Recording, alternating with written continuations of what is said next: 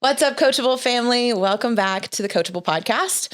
I'm your host, Tori Gordon, and I am so honored that you are here for another week of the show. And if you're a first-time listener or viewer, welcome. You are in for a treat. This is the show where we talk about the game of life. We level up our game. We stop playing small. We get off the sidelines and we get in the game.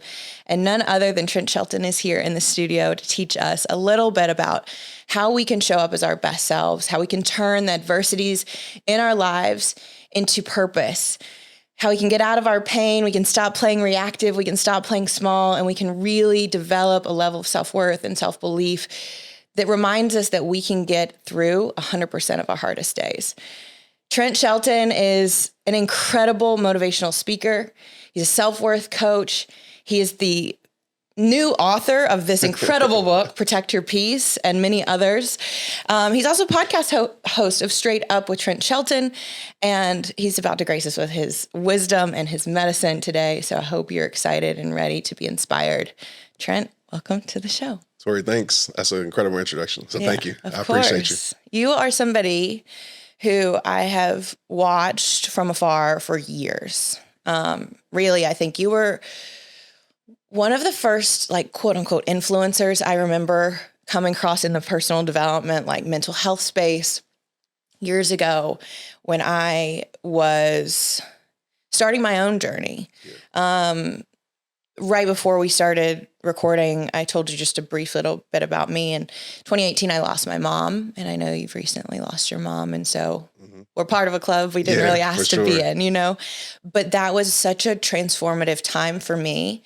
And it was actually then when I was like trying to figure out, how can I learn to be okay with something that I am really not okay with. Right. And I remember watching your rehab videos then and feeling like, okay, this is there's something about this that is sparking something in my heart and in my soul that's like, not just pay attention to this, but like he's speaking to you. Like, and I know just from hearing a little bit of what you've shared in some of your talks and in your podcasts and stuff, a lot of times when you're speaking to the audience, you're also speaking to yourself. Right. Which I can really relate to. Just take me back to several years ago when you started, you transitioned out of football. Yeah. And you made a pivot, and you were like, I'm going to sort of reinvent myself and find a new purpose, because you had been on one path for a really long time of playing ball. Yeah. And then I know when people transition, we have a ton of athletes, ex-athletes on the show. There's like an identity crisis that people can go through when you've been doing one thing for so long and you're known for that. And then you make a pivot. Right. Talk to me about what that was like and how you found yourself in the space of motivation and mental health. Give me just a little bit of background on your story personally. Yeah. I always say rock bottom saved my life, because you're right. Since I was probably 2, I had 2 older brothers. I was playing sports. And when that came to a halt in 2009, it's like, what do I do with my life? And, I always like to explain this to people. It's like losing your everything. Whatever that is for you, just imagine losing that. And it's like, what do I do with my life? And 2 situations really woke me up. My son at the time, and my son, I'm going to just be honest, he wasn't planned at the time. But it was my greatest unplanned blessing ever in my life to change my life. And the second thing was, one of my best friends committed suicide. And I'm an introvert by nature. I never wanted to be a speaker. If you ask my dad, he still gets surprised today that I do what I do. But it was my commitment to him that I want to help people know their self-worth. And it started with myself. So me being in my parents' room, just getting cut, not wanting to go out because I didn't want to deal with people asking why am I home. That was the first moments where I start realizing that what you internalize, what you suppress will turn to depression. And I was depressed. And I remember looking around my room at the trophies, and I said, is this it? And something in my soul said, this is just the beginning. But I had to control what I can control, and I couldn't focus on the external things, like, are they going to sign me back, or how's this going to work? I said, what can I control that's in my control right now? You talk about personal development. I wasn't in personal development. Like Lil Wayne was my personal development. You know what I mean? Like the music was. And I said, I'm going to start reading books. I'm going to start working on my body. And that was the easier part because I was an athlete. But I said, I'm going to start also working on my soul. And that's where it started. It was just me authentically trying to help my own life.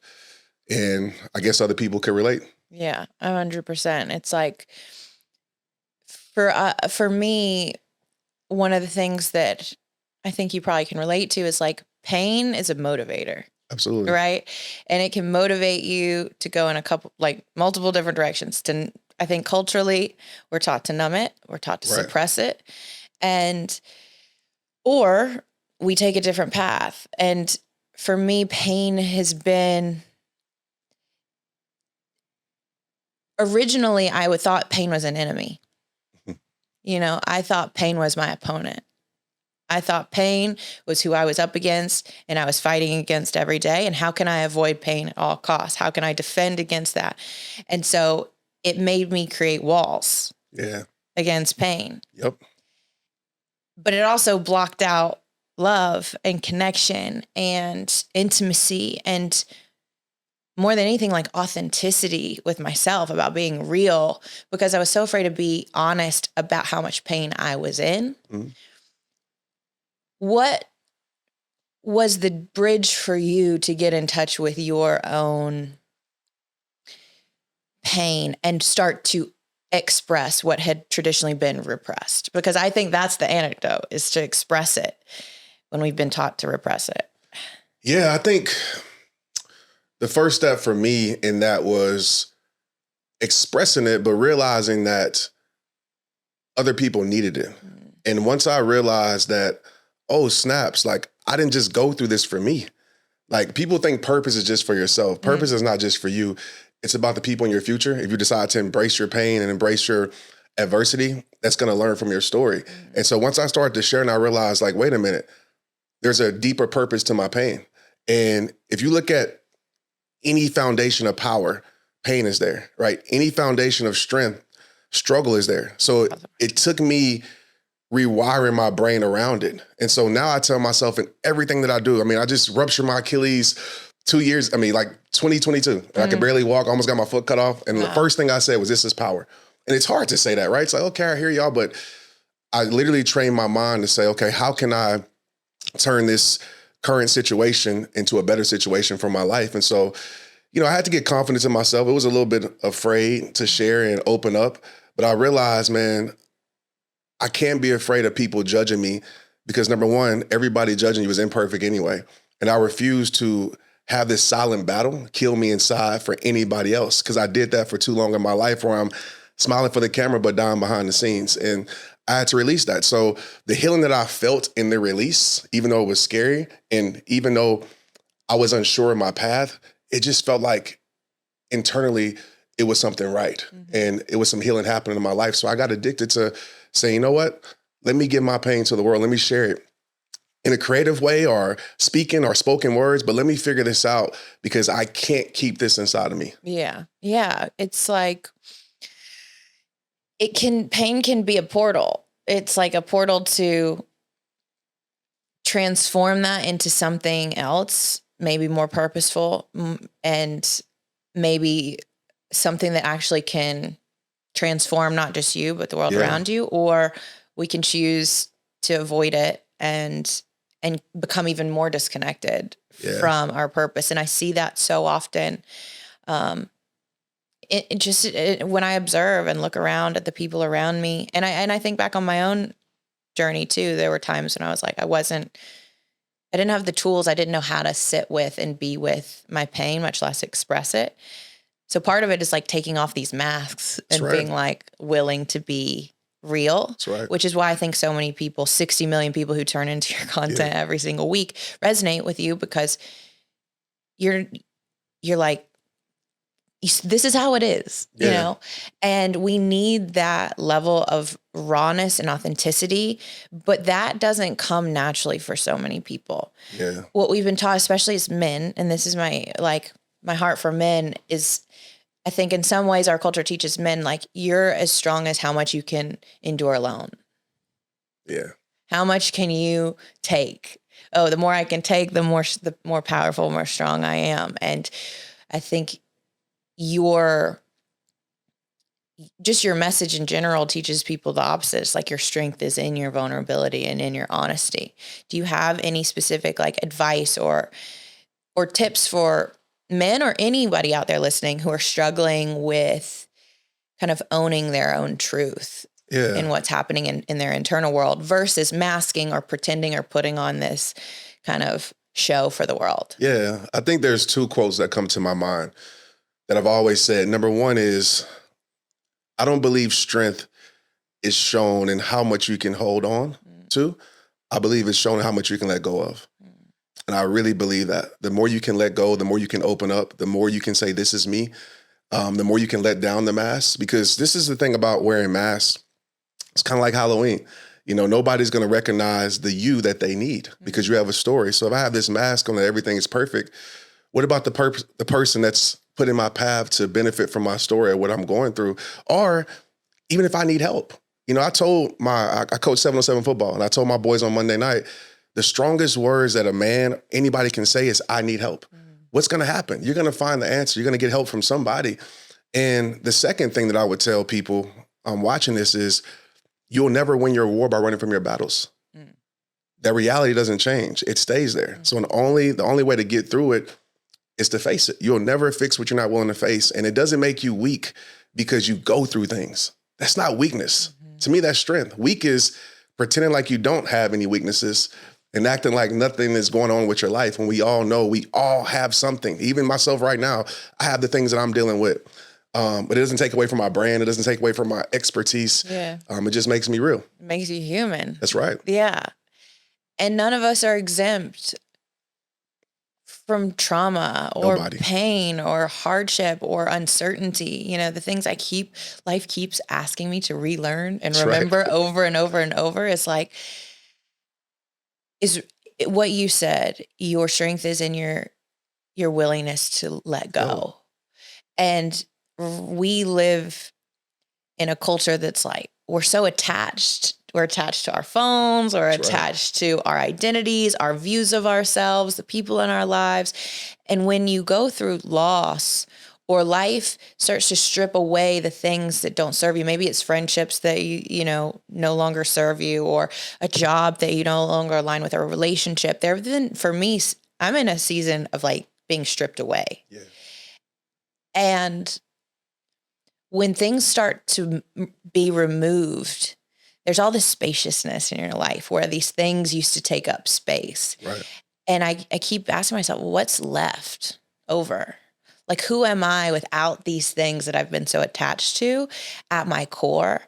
And how can I source my peace and my happiness from here versus in those external things? Right. This book that you've written, Protect Your Peace, talks about at least three different principles in it about protecting your energy, protecting your mind, and protecting your soul. Yeah. I want to talk about all three of these a little bit, but I want to start with the mind because our mind, in my opinion, is really our greatest opponent. For sure. All the stories, all of the chatter, all of the belief systems, all of the conditioning that tell us to be a certain way. And if I'm this, then I'll be successful. If I look like this, then people will love me. If I have X, Y, and Z, that my peace is in the perfection of my circumstance. Right? If I can just make everything the way I want it to be, then I'll be at peace.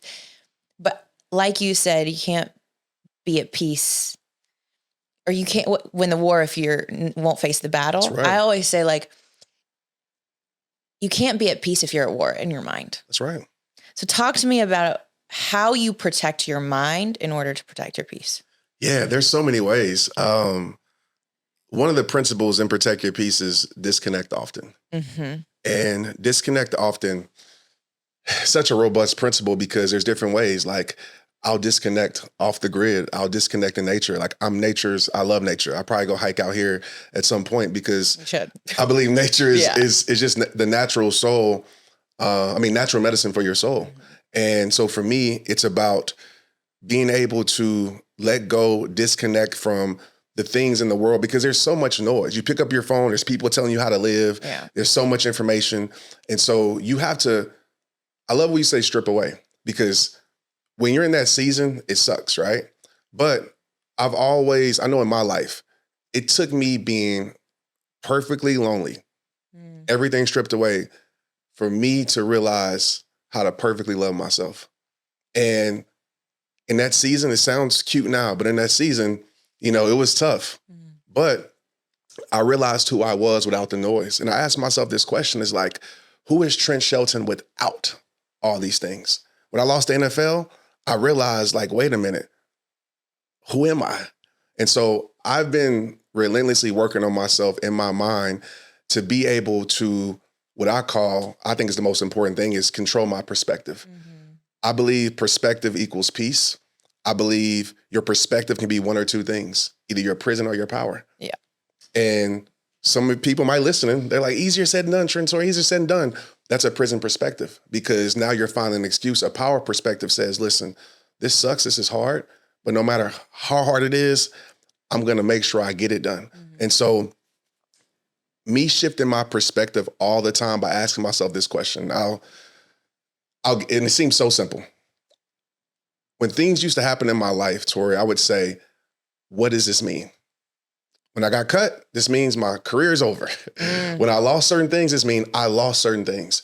And that was me. And usually we develop meanings based upon our understanding or our past experiences.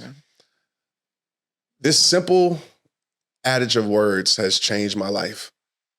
When things happen to me, I no longer say, what does this mean? I say, what is this going to mean? And it seems so simple by adding those words. But by saying, what is this going to mean?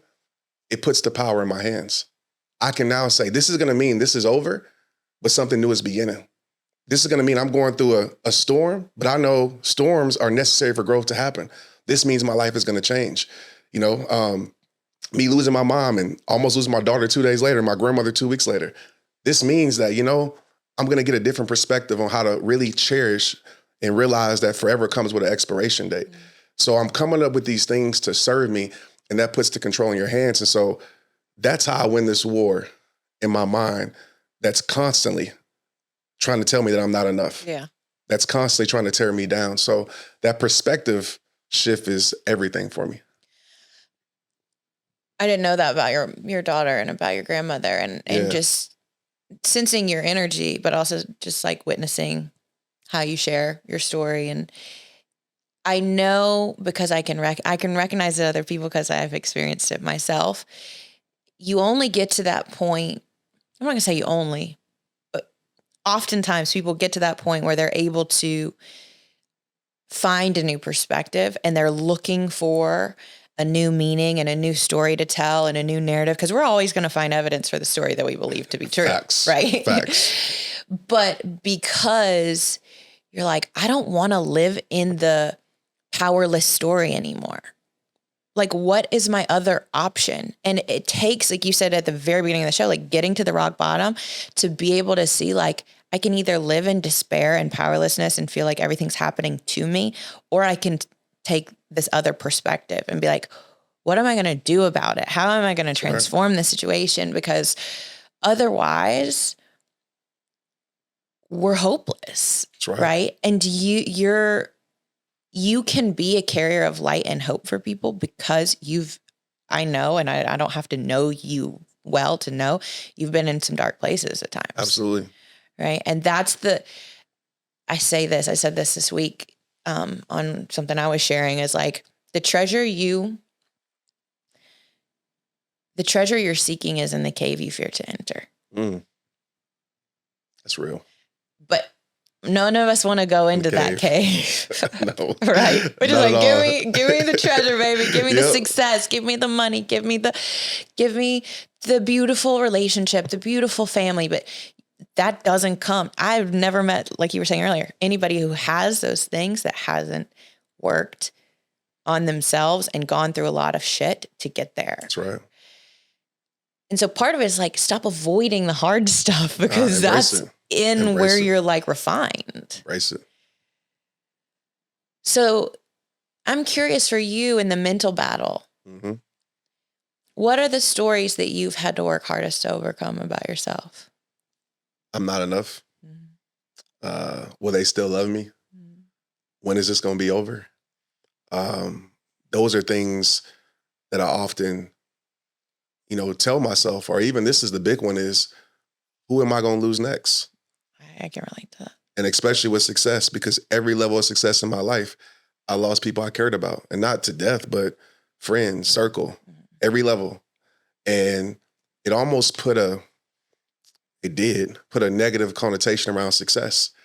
People say fear of failure. No, I feared success because I knew things were going to change with people around me. And so I've always taught myself since I was little, and I had to go back and do this like deep work. I'm like, this seed was planted when I was like 6 because I didn't like the attention on me, because I didn't want people to say, feel jealous or get envious. Yeah. And so I've taught myself over the years to shrink myself. I find it very hard to receive compliments. I find it very hard to embrace those things. So I had to work through that and I had to like really shift that story and kill that negative story that I was telling myself. But that's the thing, success. So every level I'm like, okay, who am I going to lose next? And so I've throttled down of going full speed so much because I fear what success will bring. I mean, that hits me in all the places, because that has been a story of mine. And I remember someone saying this, I can't remember if it was Dean or who, it was like, you ride an elevator up, you got to stop on some floors and let some people off. Yeah. But there is a rewiring that has to happen. And I don't know, maybe some of you guys listening can relate to us. It's like this fear of the comfort and the familiarity of the people and the things that you have in your life. And then the releasing and the letting go, being willing to let go of things that maybe don't serve you anymore, or aren't in alignment, or aren't, helping you to continue to elevate, is one of the biggest things for me too, that has like made me shrink and hold on and grasp. And there's like an energy, and I want to talk about how to protect your energy too. There's an energy around holding on. Yeah. Like I can feel it in my body. There's like a desperation of like, don't leave me. I don't want to let you go. You know what I mean? How can we all go together? And life is like, but this isn't about them. This is about you. That's right. This is about your transformation. And I've had to remember like the things that are meant for you won't miss you, like won't pass you by. And people say that, but like when you're losing shit, you're like, really? Really? I don't want to hear that right now, because it feels like everything's being stripped away and taken away from me. But unless you have that perspective, you're going to feel just, when I lose sight of perspective and I get so zoomed in on what I'm losing or the pain, I lose the ability to see how all of this is serving and guiding me and showing me like, this is my next stage of evolution and growth. Yeah. Talk to me about your energy. I just talked about, there's like an energy of desperation. There's an energy of possibility. There's an energy of abundance. There's an energy, like we can feel and tap into energies of gratitude. But also just, we all have an energy tank of what we can give. Yeah, for sure. You know what I mean? And we're not going to play full out and stop playing small if we don't have energy in our tank. So talk to me about, one, how do you keep your energy tank full, given you're a busy guy, you have a lot to do, you have a lot on your plate, and also energetically, internally, is there a way that you can identify when you're like, this doesn't feel right to me personally? And how do I start to say yes? What's an energy of yes and an energy of no? So talk to me, how do you fill your tank, your energy tank, keep that full? And also like, how do you discern energies within yourself of what feels right and good to you or what feels off? It's so alignment with the book, because one of the principles is eternal alignment.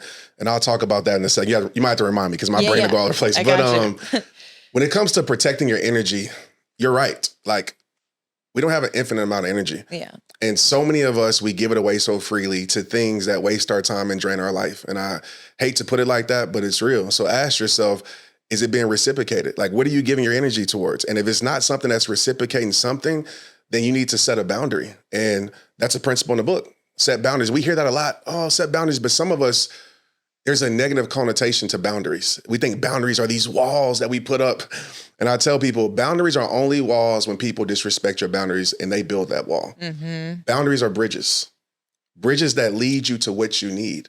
So if I say I need more peace in my life, I got to set a boundary with the things that are taken away from my peace. If I need more energy, I got to set a boundary. And I would tell everybody listening is like, that's internally, because it's not always pointing the fingers at everybody else. It's about accepting, that you are responsible. So internally, what's a boundary you need to set? Maybe it's get on your phone. Maybe it's, doing things that I call it distraction entertainment, like being distracted by things. Totally.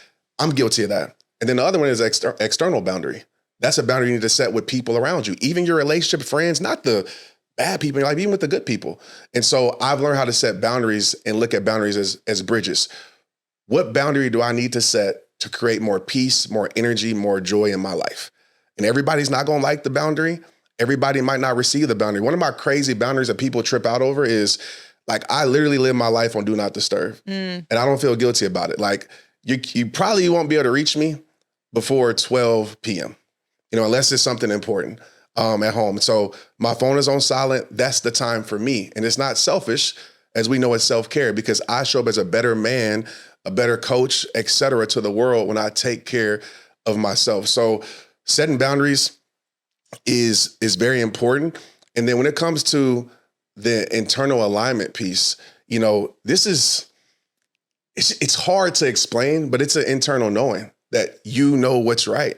And I think majority of us get it wrong because we judge what's right by external alignment.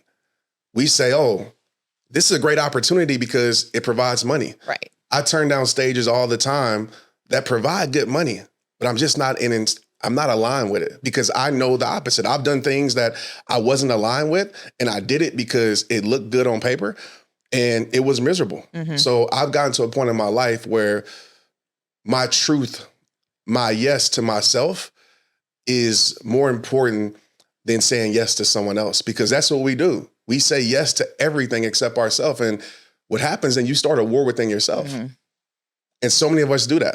And then we resent people and we feel, and then our energy's depleted. And then we're just like, oh, why did I say yes to this? I don't even want to go. I'm not even excited. Now I'm, whatever it is. And oftentimes we don't even communicate our boundaries too. No. Well, and we don't know that we even need them. Exactly. But you were just saying in this internal alignment. Yeah.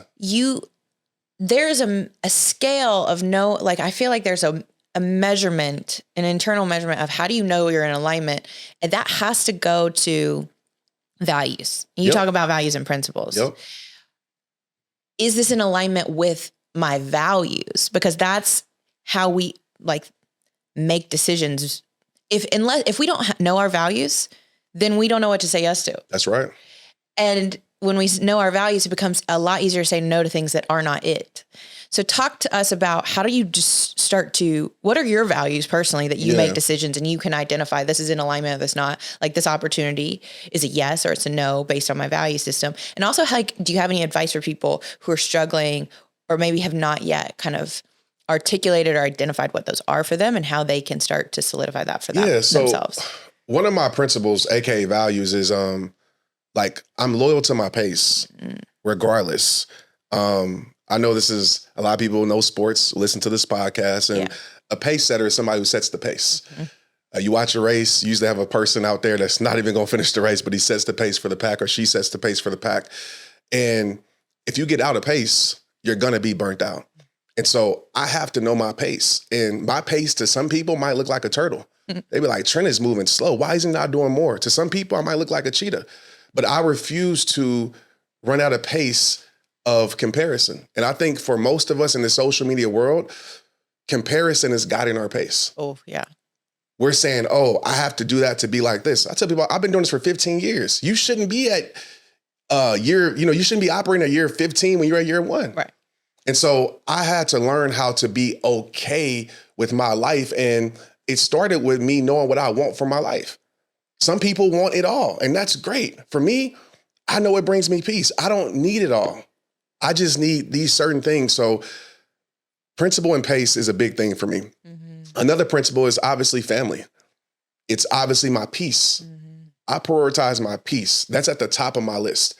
If my peace says no, then I am not doing it.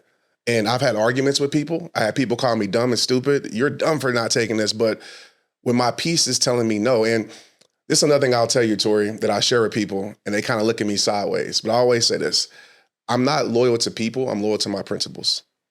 Some of us, we're so loyal to people, and that's why we are depleted. That's why we are hurt. Our loyalty has become our slavery. And so some of us have our loyalty in the wrong things. And so I take my loyalty back and say, you know what?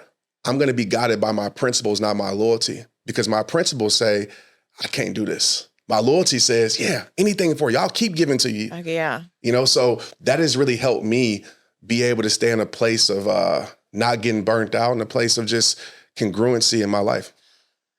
I know a lot of people need to hear that one because I needed that as a reminder, because I think we often are taught, at least for me growing up, I was taught that loving someone love is sacrificial.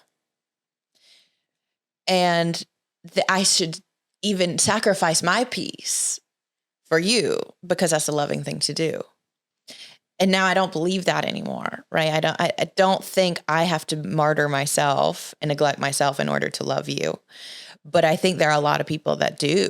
And because I lived that for a long time. And so I sacrificed my own peace to keep relationships or to keep people close that wasn't reciprocal. That's right. Right. And then I wonder why my needs weren't getting met. Well, one, they can't meet my needs and I'm not meeting my needs. Right. Right. So part of it is realizing that you can find enough worth in yourself, that you are worthy of being taken care of instead of expecting everybody else to take care of you. Part of it is this maturation process of learning, like, I have to be the person to protect myself. That's right. And that's something that I think can take a long time for people to learn. But it's so necessary if we want a life of like, and protecting your peace doesn't mean it's going to be easy, right? No. Right? No. But because there's still shit that happens. Absolutely. But I think it's like, how do I maintain a level of groundedness and peace within myself despite what's happening around me? You know, despite the chaos or despite the adversity or what's happening, it's like, I've got me and I'm going to protect that versus expecting anyone else to first, right? You got to prove it to yourself. Mm-hmm. I mean, that's the number one thing. I always tell people, number one, you set the tone for your life. Yeah. You tell people how to treat you by what you accept. I believe as human beings, we're in control of two things. What you give. Nobody can stop you for giving anything.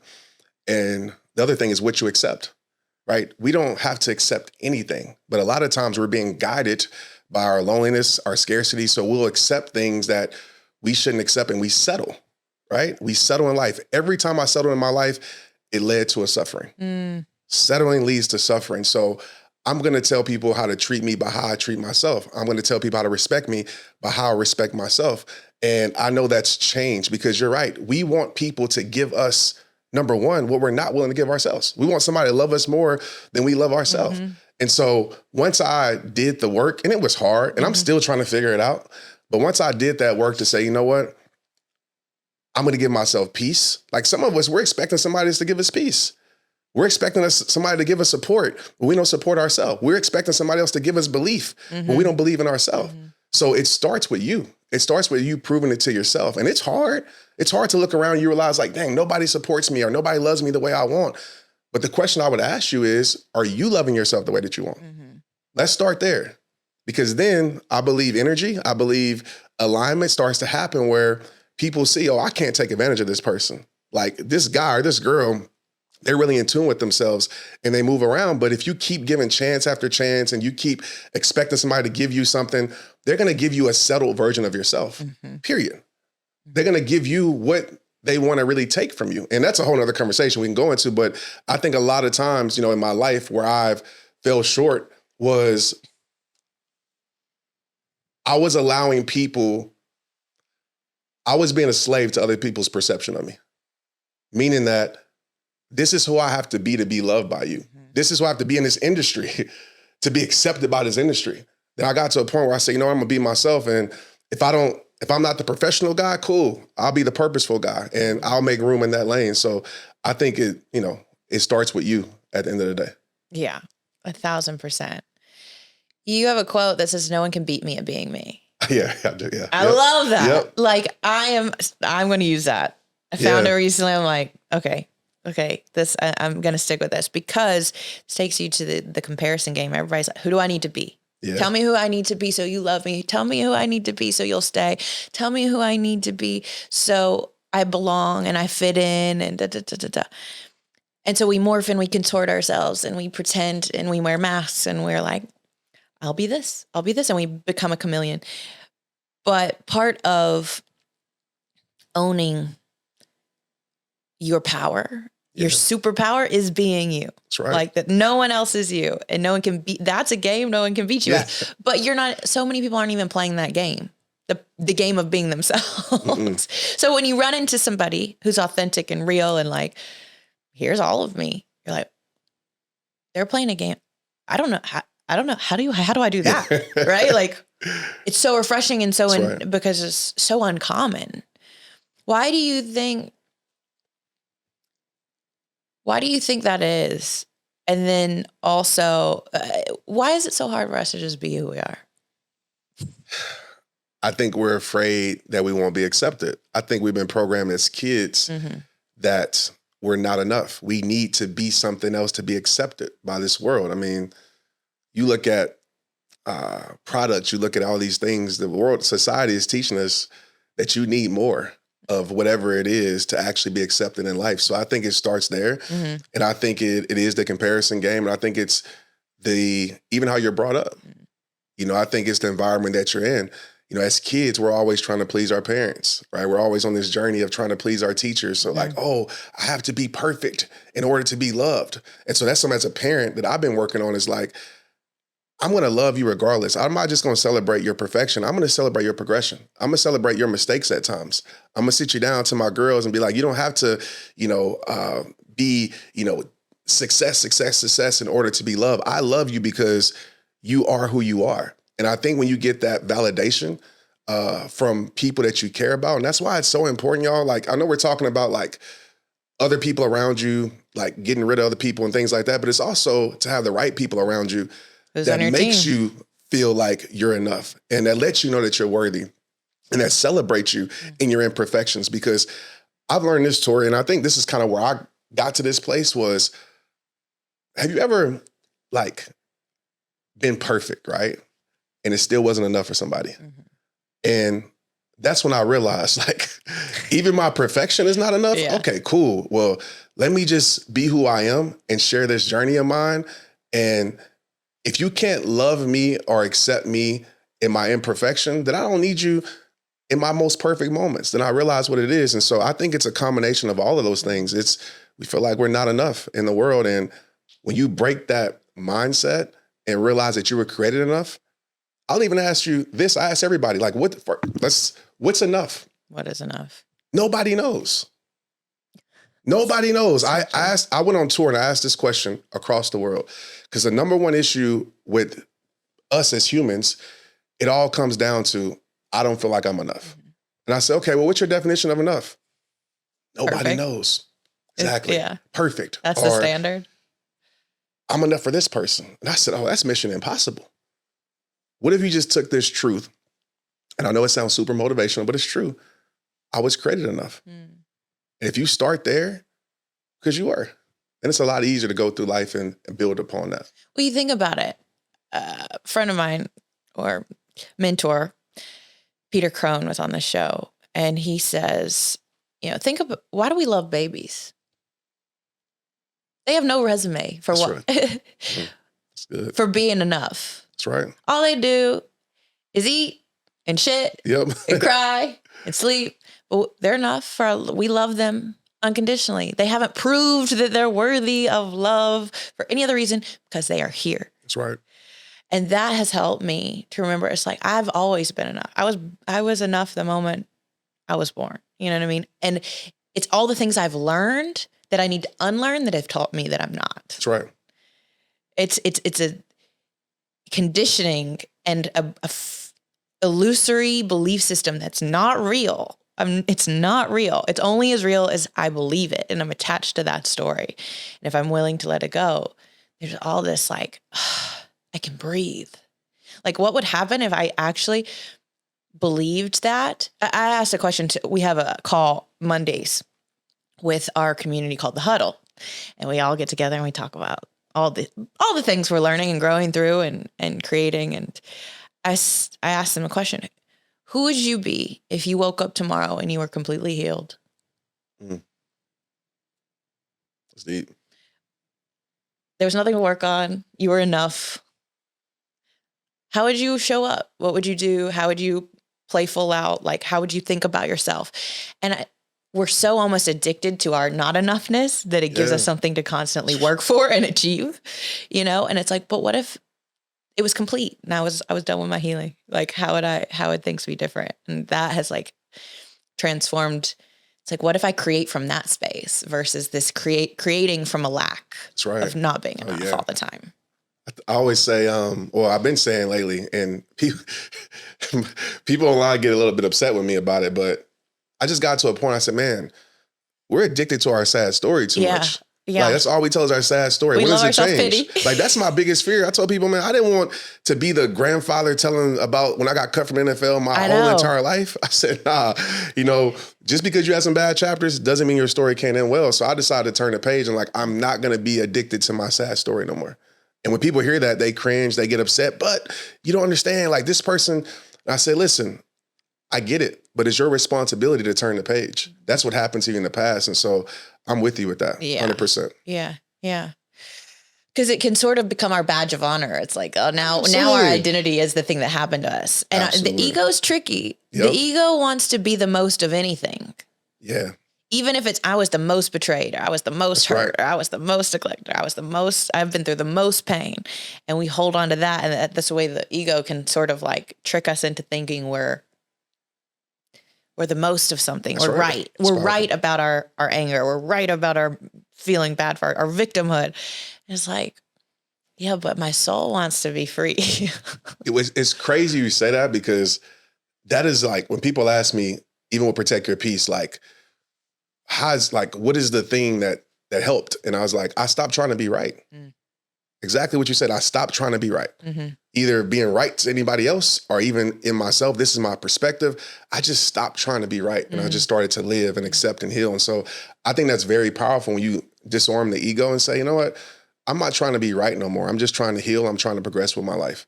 And that's helped me so much with protecting my peace from others as well as myself. Okay.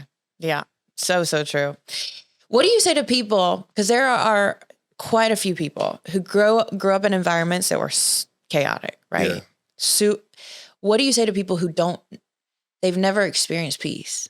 Like they're familiar, they're normal, their home and homeostasis within themselves is living in a tumultuous, chaotic state all the time. And they think that's their baseline. They wake up, everything's a tizzy. They're immediately working from behind. Whatever reason, or they just grew up in a family where they had to be the adult, or mom was working or dad wasn't around, or they were fighting and it was anything but peaceful. What do you say to those people who maybe they're like, man, this sounds great. I would love to be at peace, but like my baseline is chaos. How do you start to open the doorway to peace for those people? Or what do you want them to know? I would first tell you this, that happiness is still an option. Regardless of how you've been brought up or what you're going through, it's still an option. And you have to go on that journey. Peace doesn't mean that chaos doesn't exist. It means that chaos doesn't kill the calm inside you. Peace knows that the storm is still there. Peace is not like, oh, it's no storms out here. No, it's that the storm is here, but the storm shall pass. That's what peace says. And so you have to go on an internal journey of figuring out what that looks like for you. I wish I can tell you A, B, C, D, F, G steps, but you have to first disarm yourself. And I'm not telling you just to leave an environment. I know some environments you can't leave. If you can't leave certain environments, you have to change your mindset in that environment and ask yourself, as you said earlier, like, what does it look like for you? Right? What does your worthiness look like for you? For me, it was my faith. For me, it was getting rid of things in my life that was taken away from my peace. That's number one, because you will never heal, and I'll stand on this, by staying in the pain, ever. So it's hard to experience peace consistently when you're in pain consistently. So I would write down a list is, what are the things, I like to call them peace stealers in my life? What are the things that are stealing my peace? And you got to X those things off the list, and you got to take action, because we can tell you all these things, but if you don't take action, nothing is going to happen in your life. Okay. And so you have to make the uncomfortable, hard decisions. And I know it's tough. I know it's, Lord, I get this one all the time, easier said than done, right? I get it. Everything is in life. But when you realize that, to me, it's life or death, whether that's even a physical death, but definitely a mental death and a spiritual death, I have to get it done. And I have to get sick and tired of being sick and tired. And excuse me if I'm misjudging, but sometimes you really ain't sick and tired of being sick and tired, because when you really get fed up, then you'll figure it out. And so you got to first go on that journey and say, what do I need in my life? What do I want to experience in my life? And peace doesn't mean perfect, but I can't stay in situations that I know for sure is mission impossible for me to experience peace. Amen. Yes. I mean, I think what you just gave people is permission and an invitation to take responsibility. That piece is there. It's an inside job. 1000%. It's an inside job. And despite, the storm or whatever your environment is, like, it's possible to find I have a thing on my wall that says, be still. Mm-hmm. And the Bible says, be still and know that I am God. That's right. Be still and know. Sometimes we can't know something because we're moving at such a quick pace, right? We're so distracted. Like you're saying, your pace is so important. I invite you guys to be still, like get quiet, because you have an internal reservoir of wisdom and medicine and like an internal pharmacy that your soul wants to like That's right. give you. But if we can't access it, if we're not still, if we're not quiet, if we can't even like listen to ourselves. And I love what you just said. It's like this, it's a call to action of taking responsibility for your own peace and for your own internal state. Cause there's a world as big as the world. This is the thing I've been realizing, remembering. It's like as big as the world is out there, all the countries I've never been to, all the things I've never seen, all the people I've never met. And when I think about it, it's like overwhelming, but there's an internal world that is just as big. That's right. And most people have never, ever, whether through meditation or breath work or plant medicine, anything, access that internal world. But there are doors. If you go in this, your subconscious will bring it up, and your breath, your body, it's wise. Like it wants to heal you. But I also say it's like, you can't heal what you hate. So you were talking about acceptance earlier. It's like, if we're so right about our pain and our victimhood and how bad we've had it, it's like, I'm in an energy of hate and resistance to this thing. That's right. And I can't heal from that place, because what resists persists, right. Which we all hear, but we mean, the more I'm like, have this energy of resistance, it shouldn't be this way, the more it will be this way. Yeah. So part of it is like opening up through, for me, is stillness of like, what would it feel like in my body to relax? Yeah. What if I had a faith that told me that there was a God or a source or a loving entity of whatever kind, I can call it whatever I want, that loved me so much that I could afford to relax. Yeah. That I didn't have to figure it all out in this moment, or I had to be in control of everything. And that, when I access that, man, is there an exhale that I can access that's deeper than anything I can control on like a chessboard or something of life. I want to end by talking about how you protect your soul and your fulfillment, and what success means to you now. Because I would imagine success looks a little different to you than maybe it did in your past. Yeah. How do you protect your soul, and what does that mean when it comes to living a life that's truly fulfilling and satisfying at a deep, deep soul level? Not one that's like, yeah, I'm happy, yeah, I'm fulfilled. Yeah, life's good, when people are faking it. Yeah. So what does that mean to you? I want to say something real quick, just to back up on, I would just tell people too, like, go find out. Like, you already know what pain feels like with your worst life. Go find out. Go find that. And that's what happened with me. I just went to go find out. I didn't know it was something better for my life. I just went to go find out, because I knew what I didn't want. I knew Right. that life. This isn't working. So just go find out, see where it takes you. I guarantee it takes you somewhere incredible, but go find out. Go prove yourself wrong or right, wherever your mindset is. When it comes to protect your soul, I feel like this is probably the most important. And there's 3 principles in there, but I'll stick with one, but I want to say this one really quick. One of the principles in Protect Your Peace is simplify happiness. And I think what we do a terrible job of as human beings, even myself, is that we overcomplicate happiness. You talked about babies, right? My 4-year-old daughter, all my kids really, but my 4-year-old daughter really brought this to light to me when she comes in my room and she's just like singing that it's morning. At first I'm like, it is 6 o'clock. Like, please go back to sleep. But I'm realized like, man, my daughter is just happy that it's morning. And I know we talk about this and like appreciate the day. And I know we say these things, but do you really understand that forever comes with an expiration date? And I know you understand that. Yeah. Do you really understand that? Once you really understand that, you like, man, I got a roof over my head. I got people I can love. I got a podcast or whatever it is. There's so many things to appreciate. And I really believe that, I know chemically depression is a thing, but I really believe that it's hard to feel depressed when you focus on all the reasons why you're blessed. And so start there. Stop having the long list of happiness. Oh, Starbucks line got to be short. I got to have no traffic. Like, it's mission impossible. Yeah. Like, how can you make happiness so easy that you obtain it automatically? So I want to say that. But the main principle, we talked about fulfillment. Yeah. And fulfillment looks different for everybody. When my mother passed away, it showed me a lot about life. Mm-hmm. And one of the things that it showed me, and we hear this all the time about the U-Haul and the hearse, but I realized that her life was not multiplied by her possessions. It was multiplied through her purpose.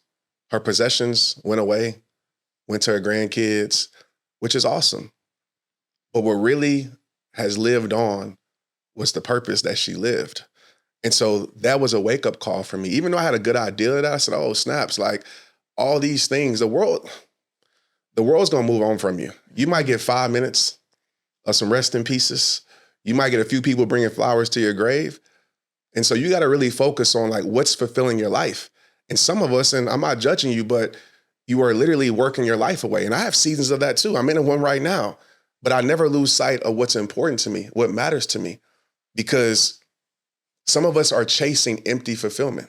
We're chasing things, it's like that have an infinite hole at the bottom of it that even when we fill it up and catch it, we're excited for 2 minutes and we feel drained again. So I would challenge you to ask yourself, what matters most to you in your life? Who matters most to you? And live your life doing that. Who cares if it's a blue check by your name? Who cares you make all the money in the world? I'm not telling you that, but if you have no peace in your life, does $1 million matter? If you have no peace in your life, does significance matter? It doesn't. Mm-hmm. And so fulfillment for me is this definition: time divided by what matters most. So on a scale from 1 to 5, ask yourself, who matters most in my life? I call them the 5s in your life. The people that you cherish, you love, you want to spend all the time with. If you're a loner like me, the list isn't long. Mm-hmm. But then also, it's how much time are you spending from 1 to 5? Mm-hmm. So a lot of people in this world, Tori, are spending a 1 amount of time with people that they say it's a 5. Yeah. I love these people, but I'm not around these people. I love these friends, but I'm not cherishing these memories. And I'll end with this. What life has taught me probably in the last 3 years is at some point, memories is all you have to hold on to. So make sure you go create them things. Make sure you live in your experiences, because when it's all said and done, that's all that you have. Mm-hmm. And so that's fulfillment for me, doing what matters to me. Beautiful. I couldn't have said it better. Because like you said, I know a lot of billionaires and millionaires who are not fulfilled. I know a lot of people who are quote unquote externally successful, whose health is failing, whose kids won't talk to them, who feel alone even in a crowded room. Yep. And, you were saying this, you don't know how much time you have. Yeah. And this is heavy, but this is real, guys. Like, it's important that we come to terms with this, that we look at the facts, which is the fact is the only statistic that is 100% true for everybody is that we all going to die. And the thing is, when I think about like a shot clock, a game clock, I'm looking at this clock right now and every single second is passing. And you think about a game clock, and the truth is none of us know if we're in the fourth quarter of our life right now. That's right. You think fourth quarter is going to come when you hit, oh, okay, I hit 70. Now I'm starting the fourth quarter. You know, no, my sister died at 23 years old. When she was diagnosed at 21, we had no idea she was in the fourth quarter. But she was. And how we don't have to have that as a wake-up call. We don't have to go through that to cherish this moment. And what would happen if we played like you give your best in the fourth quarter. You're like, all right, I got to put everything out everything that it's in the tank. I'm going to leave it on the field. You know what I mean? Yesterday was Super Bowl. One of the best games I have ever seen. Yeah, that was good. It was a great game. And they played to the last second. That's right. To the last second. And the other thing is when you think about that and you're like, I'm going to live today like, I don't know how much time I have. I don't know how much time these people have. I'm going to spend this conversation and have it as if this is the last conversation I'm going to have with you. And if I do, I'm so glad how we share this time. That's right. You know what I mean? And that to me is fulfillment and satisfaction, is that like, I don't look back and I have regrets about the time I spent and how I shared it and how I shared myself and how willing I was to be myself. Yep. You know? And lastly, and if you talk about the game, you know, if you give up, you don't know how close you are. That's right. To being on, like, to hitting that goal, you know? And if you give up, you'll never achieve whatever level of fulfillment or success or whatever it is if you quit. And I'm always reminded and inspired by people like you who refuse to quit. Your strategy might change. Yeah. The way and the pace in which you move might change, but you're moving forward all the time. You know what I mean? And if you're not moving at all, you're dying. You're dying. Movement is a medicine. Absolutely. And with regret, I just got to say this because I believe regret is the greatest poison to the soul. Mm. And what helps with fulfillment is I write a regret list down and you hit it on the head. Like, and I would just ask people listening to this, like, if your life was over today, or just say, I had a person tell me this too. They said, you're not old or young based upon your birthday, but your death date. Mm. And he said, you could be an old 23-year-old or you can be a young 55-year-old. None of us knows. Yeah. But I would write down a list of regrets like today. If their life ended or something happened or something changed, what would you immediately regret? Mm-hmm.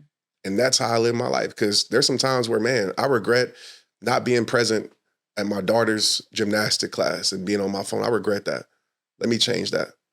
Because, yeah, I know those moments that when they're done, it's done. Can't get it back. Can't. Lastly, I'll just share this. I don't think I've shared this on the show before. There's a powerful practice. I've run it at my retreats and I've done it personally. It's called 5 minutes to live. I don't know if you've done this, but it's a really powerful experiment. If you were to just put a timer, 5-minute timer, and you sit down, basically I sit down and I say, all right, here's the exercise. You got 5 minutes to live. This is obviously we're playing out a scenario and you put 5 minutes. What do you do? Are you asking me? What do you do? Are you asking me? Think about it. Yeah. Either you can answer or it's like, what do you do? It's like, who do you call? That's powerful. What comes to mind? No, it's like, what did I not, what is my unfinished business? What's the book I never wrote? The grudge I held on to with my brother, my friend. Who would I call? And when I think about it, and I would love to hear what it is for you, like, especially after having experienced a lot of loss in my life, you know, I'd look around this room and I would tell you I love you. And I would take a deep breath. Now I would feel what it feels like to be alive. And I would appreciate this moment so much. And yeah, maybe I'd call my dad and I'd probably give every single one of you the biggest hug and hold you and smell the smells and hear the sounds. And when you think about that, you're like, man, life is fucking beautiful. Yeah. And even if I'm feeling really a lot of pain right now, I'm alive. It means I'm alive and I'm here for it. I'm curious, what would that be for you? That is so powerful, by the way. Like, the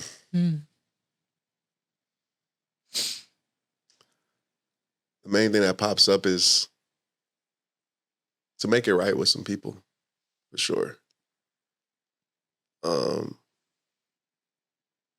Let go of some grudges. Let go of the small stuff. Let go of wanting people to change for their better and it irritating me because they're not. And just letting them live and allow God to take them on their journey. And I definitely would call and appreciate and express my love to people. Because as an internal guy, I express it in different ways. But yeah, that's what I would do. And I would just play full out and make sure the world knows that, man, that life isn't guaranteed and living your purpose. That's powerful. So powerful. You're a force, my friend. So are you. You're making a big difference. You're saving lives, changing lives, helping people to access a level of peace that they don't even know is possible. Yeah. And that is a gift that the world really needs. Because what kind of world would we live in if we all could access peace? It'd be a lot less war. Yeah. A lot less crime, a lot less fighting, a lot less of the things that, so many people I would love to see end, maybe not in my lifetime, but this is a legacy and that will live on. Thank you.